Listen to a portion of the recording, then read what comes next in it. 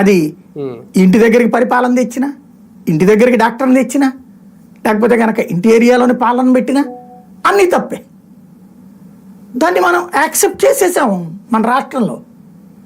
ఏంటి అంటే పక్క రాష్ట్రంలో ఉన్నోడు, పక్క దేశంలో ఉన్నోడు మనకు వచ్చి చెప్పింది నమ్మేశాం, వినేశాం. ఆ మైండ్ సెట్లోనే ఉన్నాం మనం స్టిల్ నౌ. కాబట్టి ఈ రాష్ట్రాన్ని బాగు చేయడం అనేటటువంటిది భగవంతుడి చేతిలోనే ఉంది మనకి. కానీ ఒకటి సార్, రాజ్యాంగబద్ధంగా ఈ వ్యాఖ్యలు కరెక్టేనా? వాస్తవానికి ప్రజాస్వామ్యంలో ప్రతిపక్షం ఉండాలి, అధికార పక్షం ఉండాలి, వీళ్ళు ప్రశ్నించాలి, వాళ్ళు సమాధానం చెప్పాలి, రెండు పక్షాలు కావాలి, ప్రజల తరఫున కూడా ఒక పక్షం కావాలి.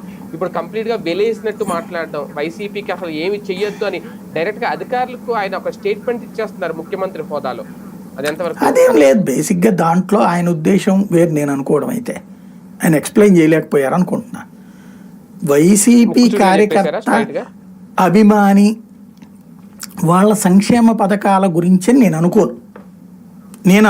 వాళ్ళకి ఏమి చెయ్యొద్దు వాళ్ళ గురించి అనుకోను నేను.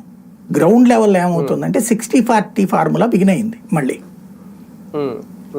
వైసీపీకి సంబంధించిన వాళ్ళకి తెలుగుదేశం నాయకులు పనిచేసి పెడతారు, లోకల్ కాంట్రాక్ట్లో లేకపోతే లోకల్లో ఇసుక వాటిట్లోనో ఇట్లాంటి వాటిట్లో క్యాష్ తీసేసుకుంటారు.